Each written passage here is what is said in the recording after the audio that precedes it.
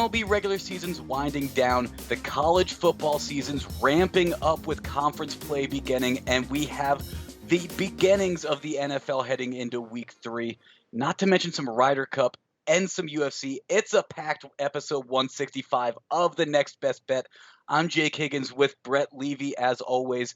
Brett, let's take a quick look back at how we did last episode. We each ended slightly favorably. I went 5-4, have one future still in play. You went 3-2. Our football, very interesting though. I did very well in the NFL. You did very well in college. Well, Higgins, college football is my favorite sport in the world to bet. If there was only one sport I could bet, it would be college football. And I occasionally get very hot, and then it makes me fall in love even more. So I expect to be cold this week, Higgins, and maybe everyone should fade me. And then, of course, I'll nail all my NFL picks, right? Because I got none of those last week. I did hit on my one baseball pick. That's why I'm going to be giving out another one in this episode as well. Our pick of the pod, Levy Lock. We both got battered and bruised, took a loss. We'll be back, though, this episode.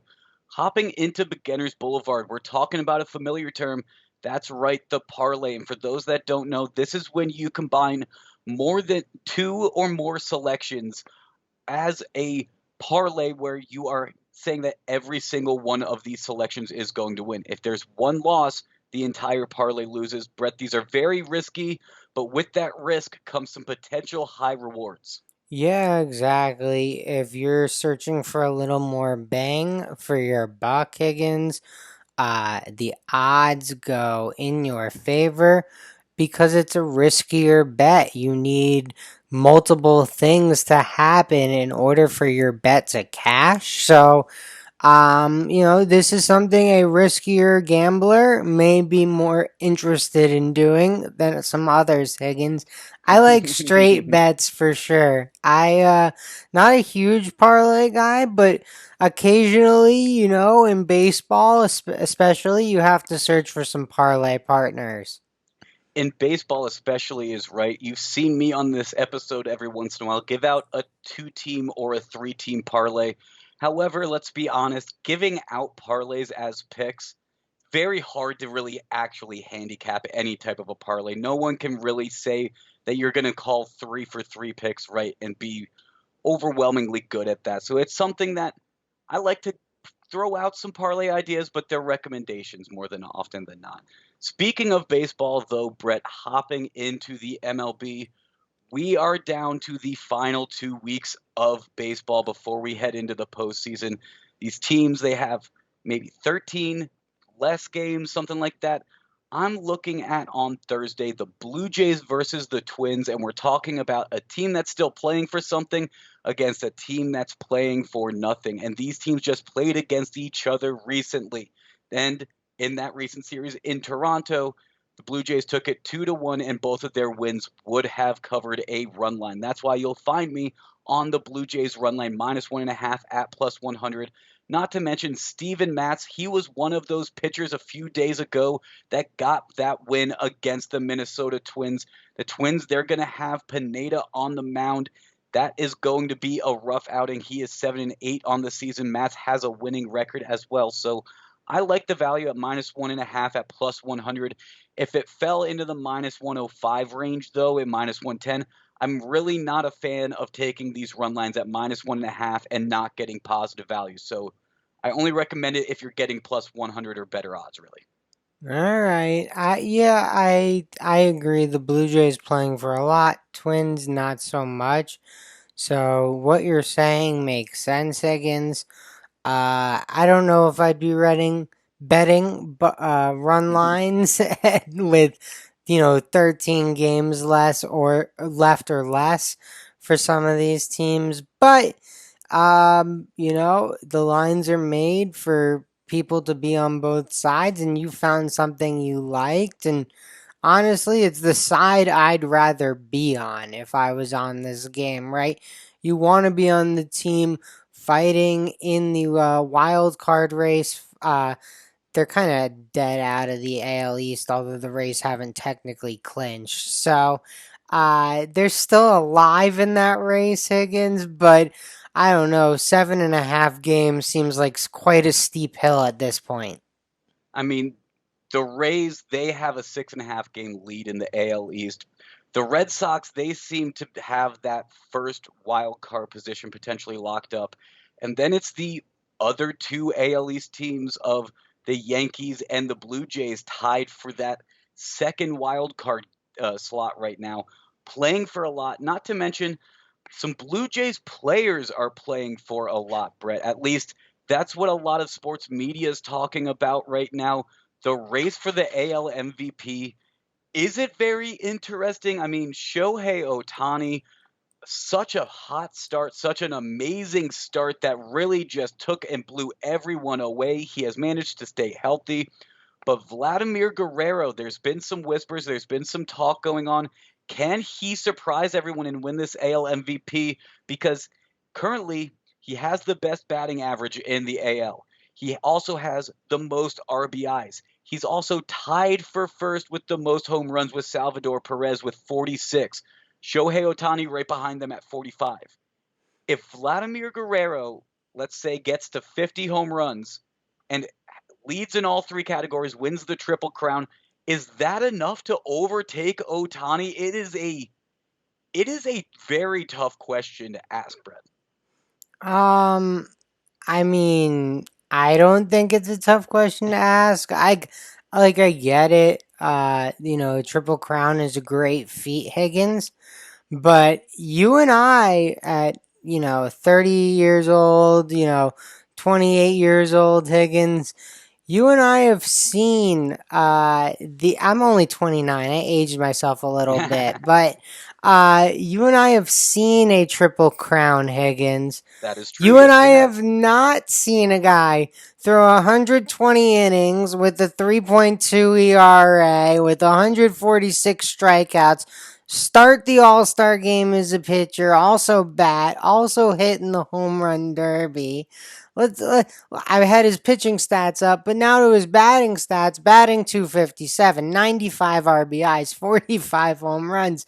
Higgins, the guy's stolen 23 bases is like a fucking cherry on top. I don't know what more you people want to name a guy MVP here. Vlad's a great story, but this guy had the season of the last 100 years. He is having an amazing season. There's no discrediting that, but let's remember MVP, most valuable player. And is it a more impactful season to be the most valuable player like Vlad Guerrero is on that Toronto Blue Jays team that's making a playoff push compared to the most valuable player on a bad Angels team? I mean, we have seen Mike Trout win a MVP in a very similar scenario on a bad Angels team. I love everything Shohei has done, and let's remember, I've mentioned this a few times. Back on May 2nd, I did place a $20 bet on Shohei to win the MVP at plus 900 odds. I am looking at the odds in Oregon right now. Shohei's at minus 2,500. The book seems to agree with you, Brett, that Shohei is the winner.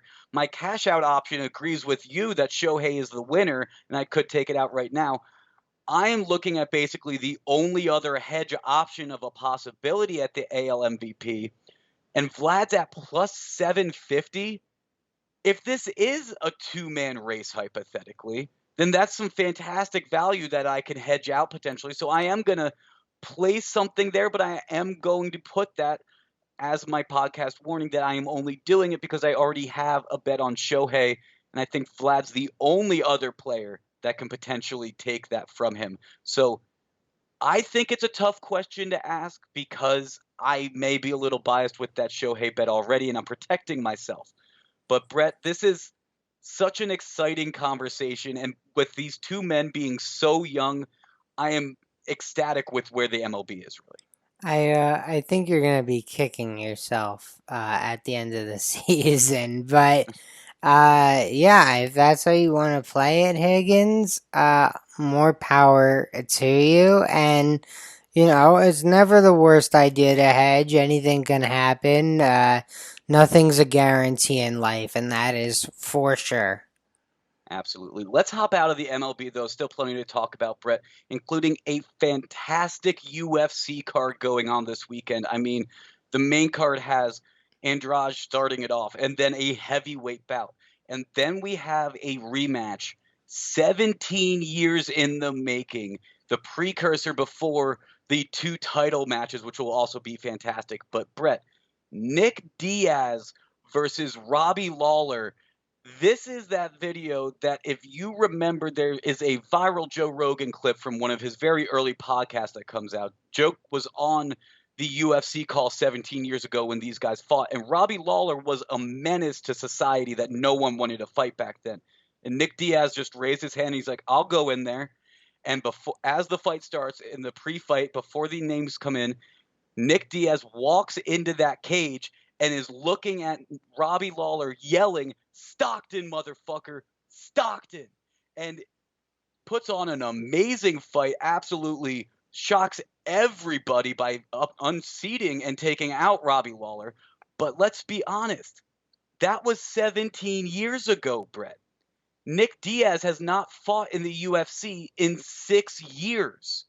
That fight 6 years ago was a draw against Anderson Silva.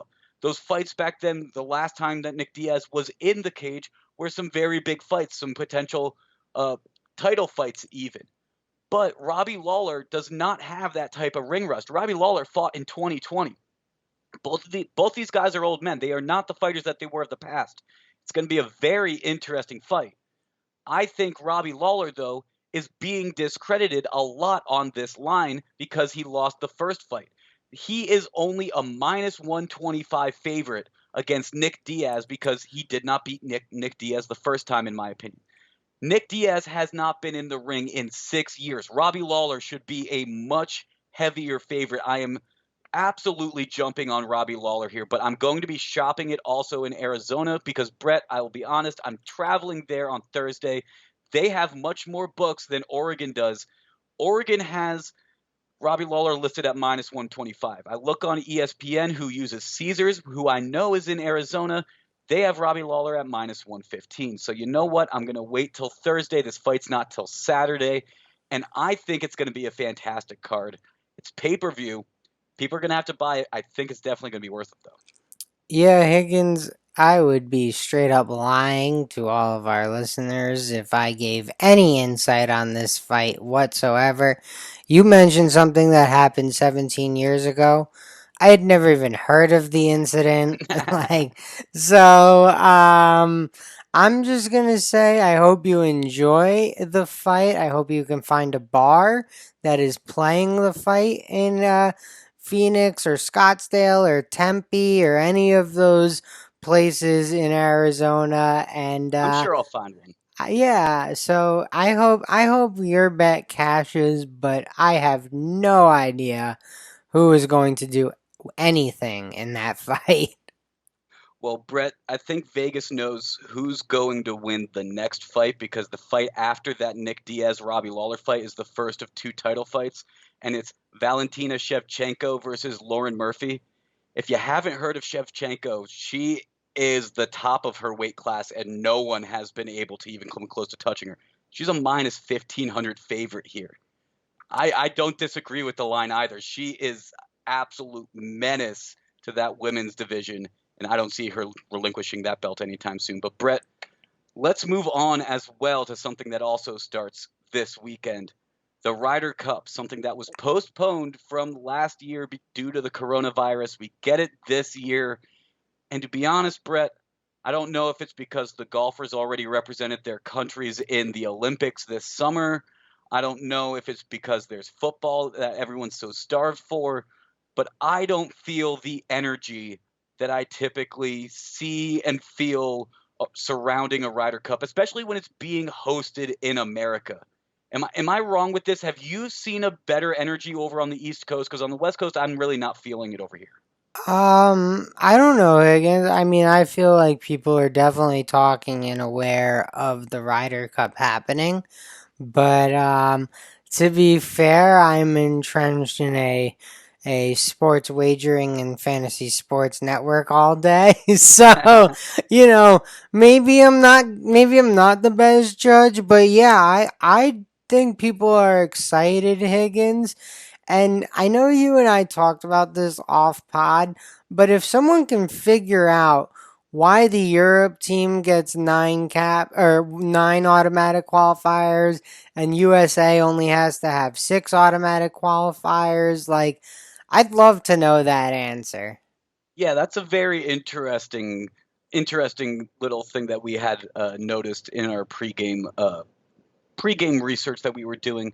Brett, also in the pregame research, we noticed that the USA is the minus 190 favorite. They're typically the favorite when you're betting in America, though, obviously. But let's be honest, Europe has won 5 of the last 6. And Brett, when I say that I haven't seen a lot of enthusiasm in the coverage that I've have seen surrounding the Ryder Cup, that's because a lot of it has been about players not even potentially being enthusiastic. I mean, we've seen what Brooks Koepka has said. We've seen what some other guys have said. There seem to be infighting and all. It just seems like America's in the drama. Europe enjoys themselves, has fun. I like the stack of the Europe team. I would honestly say if I could bet Europe without feeling unpatriotic, I would. They're plus 210. I think it's fantastic value. I'll officially say it's a lean of mine, but I can't with good heart do that. So I'm not going to be betting on this. But Brett, I do not see America being minus 160 being proper value at all. If I do bet on the Ryder Cup, I'm going to be doing it after it starts on the first day on Friday when after I see how some people are playing. And then I'm going to potentially be betting specific days, maybe total points leaders on either side, things like that. Yeah, Higgins, I like the way you're probably gonna play it more so, but as to why USA might be favored, obviously you mentioned it's being played at Whistling Straits, so that's a U.S. course. Patrick Cantlay beats out John Rahm for PGA Tour Player of the Year, so another plus for Team USA. And you know, if you're gonna drive the ball far and have a good day, no one's more likely to do it than Bryson DeChambeau here. Whistling Straight, very long golf course, notoriously windy as well. So, being able to strike the ball through the wind, being able to hit a heavy golf ball, all important things. And Bryson very up and down, but if he's on his game, obviously a huge advantage for Team USA. You mentioned it, Higgins. Going to be interesting to watch if Brooks and Bryson and all of Team USA get along, but Team Europe having some fun during a practice round. I saw them rocking the cheese heads, which is always I fun saw that in too. Wisconsin. Yeah, so just gonna be a fun weekend of golf, I think. And we saw the 2022 season get underway last weekend, Higgins. One guy I know on the American team is going to have a fun time and even played well so far this year. Phil Mickelson won a major, gets to be a vice captain on this team. Should be interesting to see. But Brett, let's jump into some moneyline magic. Now we get to start talking about some football. This one is going to be from last week, though. And Brett, it was a late night West Coast game, Fresno State versus UCLA. We could talk about the first 3 quarters because it was a fantastic game, but we'd be here all night. So we're going to pick it up in the fourth quarter. Fresno State leads 26-17. And heading into the fourth quarter, UCLA would then score 2 straight touchdowns. The 2 touchdowns would come less than a minute apart from each other, even as there was a turnover and some chaos. And all of a sudden, UCLA would be up 30-26. Yeah, Higgins, you mentioned this was a late night game, so I was well asleep, but the Bulldogs' offense was not because they were being willed down the field by senior Jake Hayner, who threw a TD with under 3 minutes left, Higgins, to play to give Fresno State a late lead, and he took an absolute shot on this drive, was limping. leading his team down the field. Clearly, not 100% on this drive, Higgins, and to Holding his score a left hip. touchdown. Yeah, that's a huge, huge play. They were driving. It was a 4-minute drive, 9 plays, I believe. Absolutely immaculate. Hayner played fantastic in this game, a senior for the Fresno State Bulldogs. But UCLA, they'd match that same energy. They'd respond with a 9-play, 75-yard drive of their own, capped off with a 15-yard touchdown pass from Kyle Phillips to Dorian Thompson Robinson. UCLA jumps back and takes the lead 37-33, 4 points. Very big, meaning a touchdown's needed to win it. And let's remember, Jake Heiner had this hurt hip. He basically had to be helped off the field after throwing the touchdown pass the series before. They weren't sure if he was going to go back into the game on the broadcast, but then you saw him grab the helmet. You knew he was coming back in. And when you saw Hayner coming back in, you knew there was some hope for this Bulldog squad. 75 yards on just 6 plays in 40 seconds as he was able to get this team right down the field march with no abandon, score the touchdown. And Brett, as he threw the touchdown pass, you saw it on camera. He dropped to his knees, held his arms up in the air, yelling in triumph.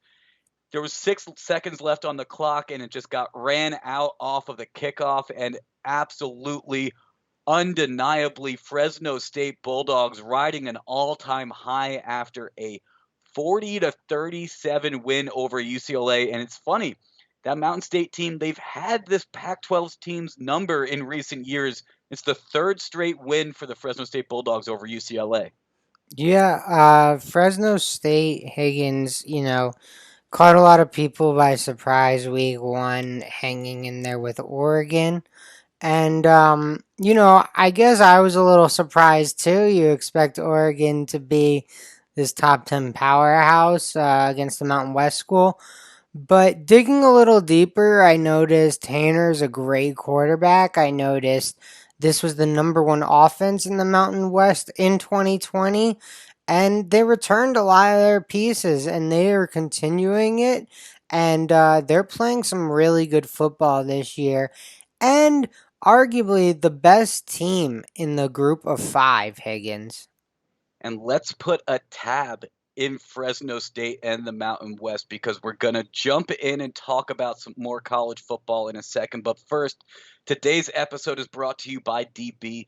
DB is a Scandinavian brand that makes backpacks and bags to help people on the move stay ready for anything. From the streets to the peaks, DB's gear is travel tested by some of the world's best athletes, adventurers, and creators. Over the past decade, DB has designed and developed, released, and refined the best bags in the market. With DB's patented hookup system, you are able to attach smaller products to your backpack, roller, or tote. I can't stress enough how important it is to find the right luggage for every travel scenario. We are teaming up with DB to exclusively offer our listeners 10% off your next purchase by using the code POD10 or going to the link in our show's description. DB, it's time to move on, time to get going. And Brett, you mentioned Fresno State, the best offense in the Mountain West, sitting atop the division right now. And I want to stick with the Bulldogs team because they play on Friday. They have a short week this week. They're going to be hosting UNLV. And to be honest, I think they're going to be riding a little bit too big of a high after getting that win. And let's remember, Hayner did take some big shots at the end of that game, and he is injured right now. This line is at 30.5. I'm seeing it as of Wednesday night. More than a 4-touchdown game. Now, I don't know. UNLV is an 0-3 team, but they are 2-1 against the spread so far this year. They are able to get some garbage time points, and let's not forget their last 2 games were against some quality competition. They played Iowa State and they played Arizona State, 2 ranked teams. Now they're playing a 3rd-ranked team in a row against Fresno State, who just got into the top 25, a 3-1 team in the top 25. I don't know. I think Fresno State wins this game. I don't know if it's going to be by more than 4 touchdowns, though. Maybe it's by exactly 4 touchdowns and plus 30.5. That's too big for me. I'm going to be hopping on that, getting some Friday night Mountain West action because we're opening up some conference play, baby, right? Yeah, it should be a fun one, Higgins.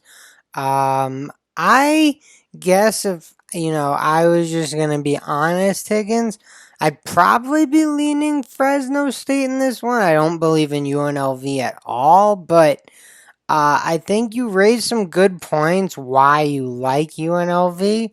So I think it's fair to, maybe I have to double check that. But I would be definitely leaning the Fresno State side based on how they've played up until both teams have played up until this point. Yes, Fresno State has also had some quality competition playing Oregon, to your point earlier, playing UCLA and getting that win recently. But I'm I'm really unsure. How is Jake Heiner a week after that game where he was seen limping off, holding his left side? Was it a hip injury? Was it a shot to his oblique? I'm not sure, but he's going to be coming into this game probably still dealing with some soreness from that, or maybe I'm wrong and he just blows the doors off and Fresno State goes and gets a massive win. It could be very interesting, but Saturday's action, Brett, because across the slate we're jumping into some conference play right now. It's going to be good.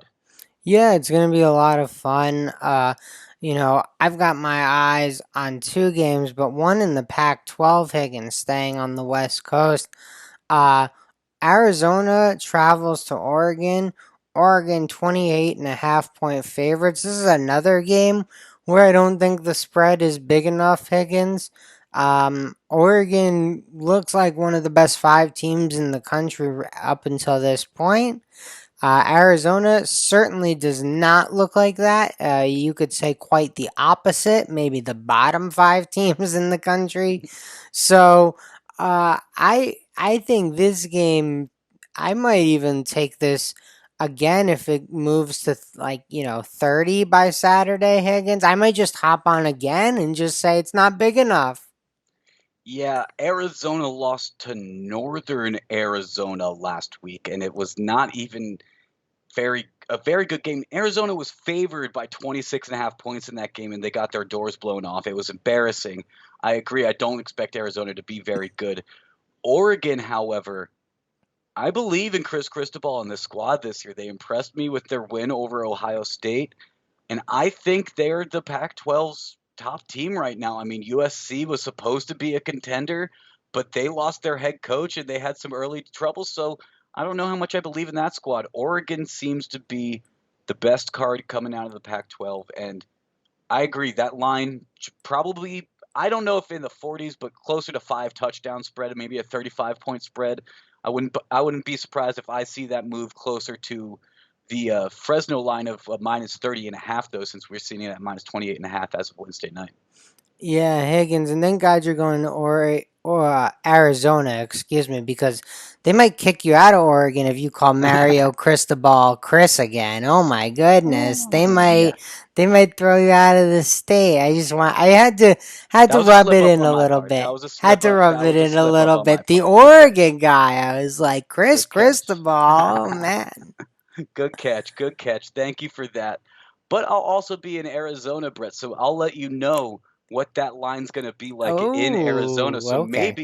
maybe it's a line of the other direction. Maybe there's going to be some promos or some odds boosts trying to get some action on Arizona because there's going to be so many bets everywhere else with these sports books on Oregon. So it'll be interesting to see what that's going to be like. Brett, I talked about how there's so many conference games and conference play is starting this weekend, but funny enough, my Saturday play, it's not a conference game. And that's mainly because Notre Dame refuses to join a conference. But Notre Dame's going to be playing against Wisconsin, and it's going to feel rather familiar like a conference game potentially because we have Notre Dame's quarterback who transferred from Wisconsin after losing the starting job last year to Wisconsin's current quarterback. We got Jack Cohn, we got Mertz, and you know what? I believe in Cohn. I called the upset against Wisconsin in week one against Penn State. And then Wisconsin comes and they beat Eastern Michigan, and I'm supposed to expect Wisconsin to be the favorite by 6.5 points against Notre Dame. I don't buy it. I don't buy it at all. I don't buy it on the spread. I'm buying it on the money line. I'm buying Notre Dame plus 198. That's what I'm seeing it at right now. It's probably going to get to plus 200 though, because this line might even get to 7, because for some reason people believe in the Badgers, but they don't believe in the Fighting Irish. They're going to come back, and I think this is where they set their record straight, because Cohn has a point to prove against Wisconsin. He lost that job there. That should be his. He's going to come in with a chip on his shoulder. Yeah, they were able to beat Florida State in overtime, but it was, like you mentioned, Higgins, closer than you would like to see against this team that lost later to Jackson State or The very next Jacksonville week. The State. very Yeah. next week.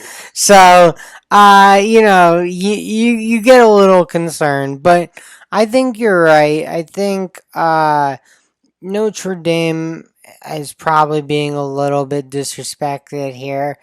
I don't know. The 6.5 in a Jack Cohen revenge game probably entices me a little more than the money line where you are, Higgins.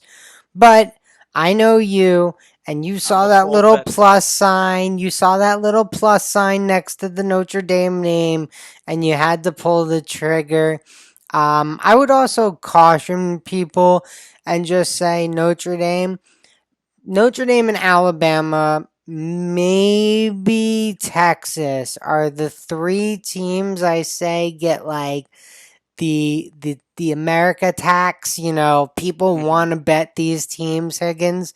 So maybe this isn't a true line. Maybe this 6.5. Maybe it should be a true 7. Maybe it should even be a 7.5. That concerns me a little bit. Always with Notre Dame, I always feel like I'm giving some points back because everyone wants to be on the Irish. Well, I think that America's team tax that you're talking about explains why it's still at 6.5, because more than 70% of the money is on Wisconsin minus 6.5 right now. So you would have thought that line would potentially start moving, but it's just all the public money is on Wisconsin right now. I don't know. Last week I talked about trap games with Coastal Carolina. Coastal Carolina did not cover.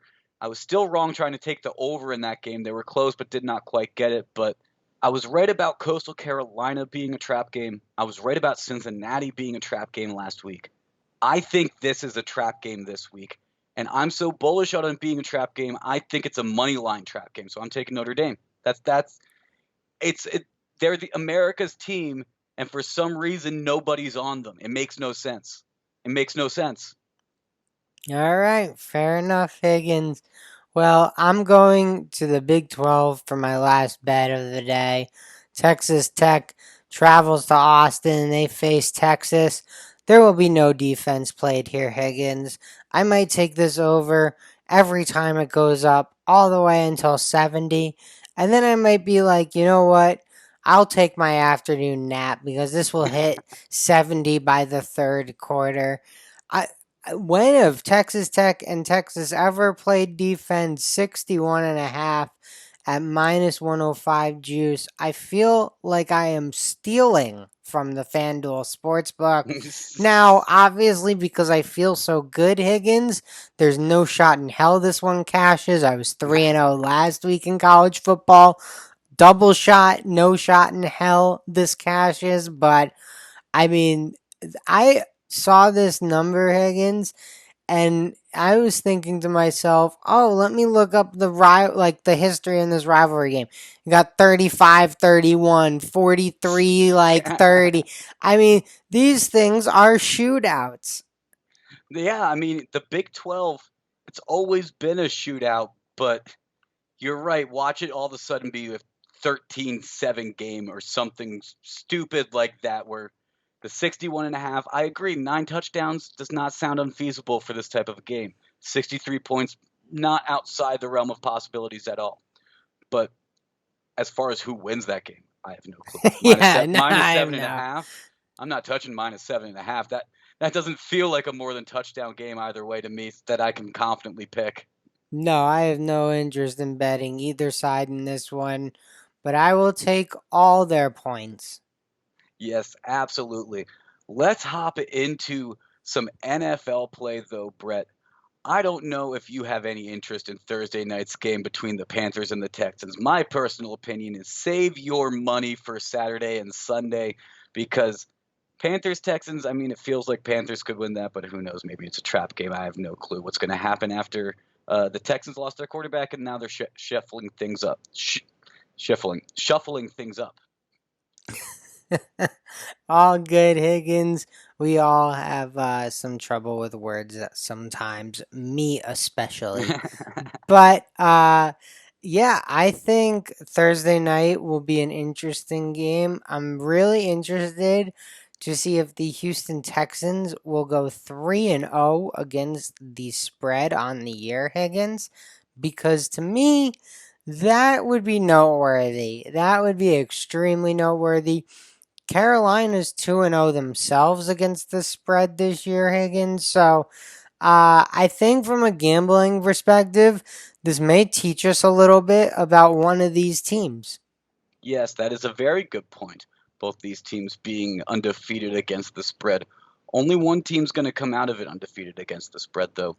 Looking at Sunday, though, Brett, Cincinnati versus Pittsburgh, I find it to be an interesting game because I think this should be a bounce back game a little bit for Pittsburgh. They rode a high after week one, winning against Buffalo, got surprised in their home opener in week two against the Raiders, and I really expect them to come back. They're at home again. They get to stay home all weekend long, and they're going to, I think, bounce back. And this line's only at -3. That's a key number. I'm going to grab it before that hook jumps on because I think there's going to be a hook on it by Sunday. Fair enough, Higgins. Ben Roethlisberger, says he has a shoulder injury.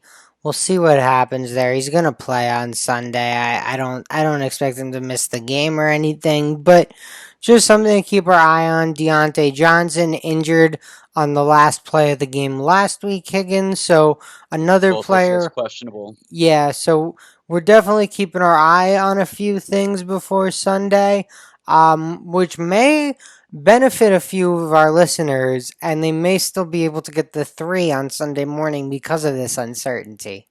Yeah, if they're game time decisions, that line could stay at 3 until right up before kickoff. It's going to be an early game, though, 1 p.m. Eastern, 10 a.m. Pacific. So if you're on the West Coast like me, maybe look at that line on Saturday. Maybe because by Sunday, there's going to be a lot of action by the time you're waking up. Yeah, definitely. A game I am hopping on right now because I think if one more bet is placed at the FanDuel Sportsbook, it's going to move because New England right now is -3 at +100, Higgins. So I got to get this bet in ASAP if I want that even money payout. And you're telling me I get Jameis Winston against the Bill Belichick coach defense, the same guy that made Darnold see ghost and made Zach Wilson look like I don't know, a D2 quarterback last week. So give me New England's defense against Jameis Winston on Sunday, Higgins. -3. I'd probably take this honestly all the way up to the 6.5. If that's what I was getting. I wouldn't be looking to buy points, Higgins. Like I think a lot people a lot smarter than me set these lines, but Jameis Winston has thrown for 156 passing yards and 111 passing yards. This guy in week one looked good because of the 5 touchdown passes, and I'm not going to knock him. He didn't have to do very much. The Packers didn't really show up. But week two, I think that's the Jameis we all remember being benched. Yeah, I think this game's going to say a lot about both these teams because both of them had a very interesting, weird start to their seasons. I mean, the Saints, no one expected to blow out the Packers 38-3 to start week one. So what does that win really mean? And to your point, Jameis had 5 touchdowns, but he had less than 200 yards. So what does that even say about Jameis? And then the Saints got their doors blown off by Carolina, losing 26-7. So is that the Saints with Jameis this week, or is it going to be week one's Jameis with the Saints, where it was he didn't have to throw it as far as he used to with the Bucks, but he was able to still convert when he needed to. But then you also look at the Patriots losing to Miami to start their season, but then they got back on track and they won against the Jets. Is it just because they're used to winning against the Jets, but they're not used to losing to the Dolphins? So, what does that mean in terms of their week one, week two? Mac Jones still has a lot to prove for the rest of his rookie season as he gets more comfortable in the NFL, obviously. It's going to be interesting seeing Sean Payton against Bill Belichick. That's always fun, though. It's going to make this game an interesting one. And you're right, that spread that you're looking at over in New Jersey is so lopsided with those odds. I'd absolutely jump on that before it moves. Yeah, I'm taking that even money payout really quickly. Absolutely. I'm taking a bet in Oregon, Brett, on Wednesday night before I go down to Arizona because I guarantee you this is not the line in Arizona. The Cardinals are only -7 in Oregon over the Jaguars. I've been seeing a lot of talk. It started at -7.5. It may have worked down to -7 in Oregon. But the Cardinals traveling to Jacksonville, I have told you I'm really high on the Cardinals this year. I took the over in terms of their win total. They've really shown me a lot in terms of that offense this season. I think the defense still has some to prove in terms of what their capabilities are, but I really like if the week one Chandler Jones shows up again, and if J.J. Watt can help divert some of the attention on the other side, that means wonders for that secondary. And against Jacksonville, Trevor Lawrence facing off against J.J. Watt and Chandler Jones. He's going to have to get through those reads quick. I don't know if he can get through them in time. So I don't know. Maybe the Cardinals can get up early, get a double-digit win. I think that the Cardinals could potentially win this game by 2 or more scores. So -7, I'm taking it, but I want to take it before a hook's added on, so it's still a single-score play. All right, Higgins. Well, I think, yeah, in that case, you'd rather have it before the hook is added because you believe it's going to move against you versus it going down to the 6.5. However, Higgins, Well, also, I'm going to Arizona, and I believe yeah, there's going to be some favoritism, and there's probably a hook in Arizona. If there isn't everywhere else, there might be in Arizona. You get what I mean? yeah, no, for sure. I mean, it's 7.5 in New Jersey, so I expect it to be 7.5 in Arizona, Yeah, absolutely. 100%. Um, yeah, I'm staying in the NFC West, Higgins, because the team I'm betting on to win the NFC West is traveling to Minnesota. And this is one of the games the Seahawks need to win if they're going to win the NFC West. They need to be beating teams like Minnesota. Unfortunately, they get Minnesota on the road, so a little bit tougher than if this was a home game for Seattle. But Dalvin Cook slightly banged up, expected to go to Minnesota for Minnesota.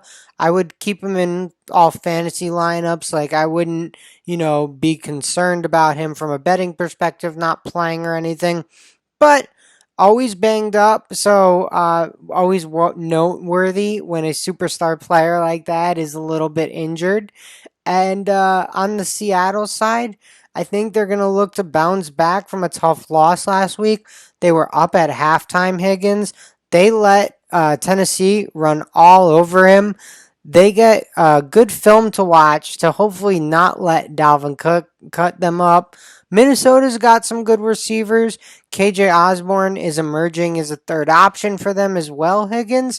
But Freddie Swain looked pretty good last week for Seattle. So maybe they have 3, possibly 4 with Gerald Everett options. Chris Carson, 2 touchdowns last week.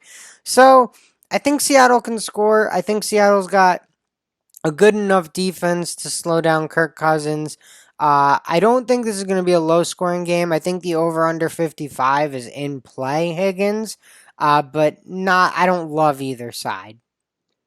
I think this should be a fantastic game, especially because both these teams are coming off some rather heartbreaking losses from last week. I mean, the Vikings missing that kick to lose by 1 point to the Cardinals, and then the Seattle Seahawks end up going to overtime with the Titans, lose in overtime to Tennessee. in their home opener. So both of these teams are going to be coming into this game a little bit mad, a little bit angry off of those losses, I think. And I expect this to be a very fun and intriguing game.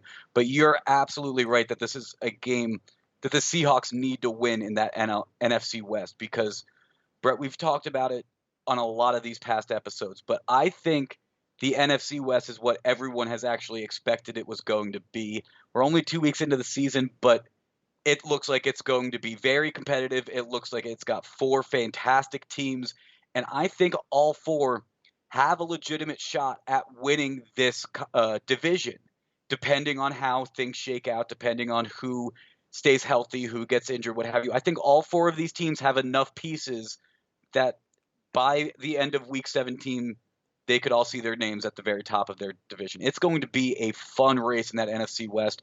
Cardinals got to win against the Vikings, an out-of-division opponent.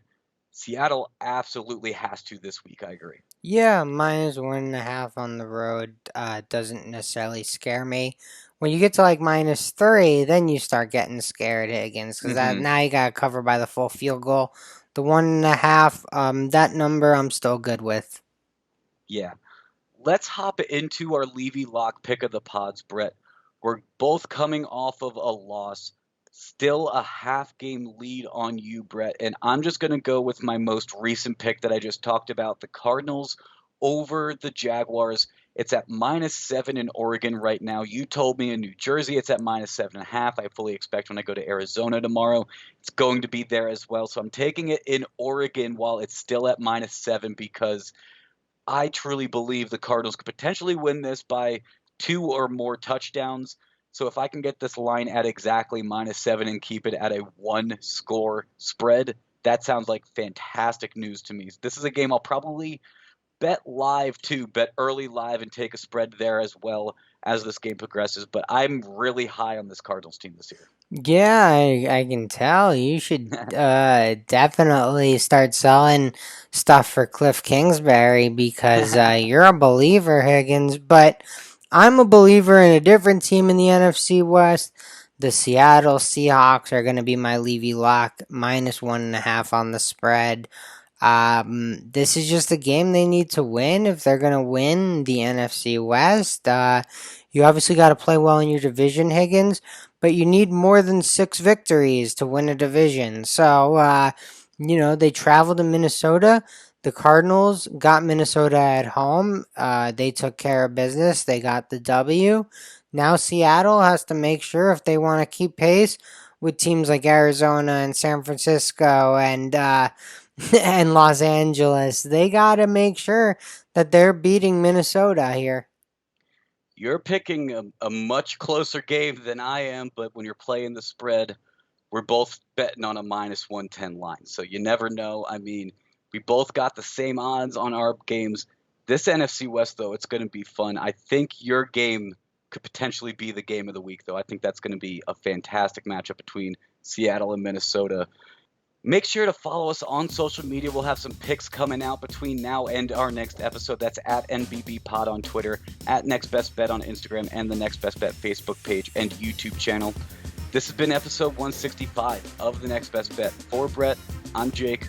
We'll talk to you guys again soon.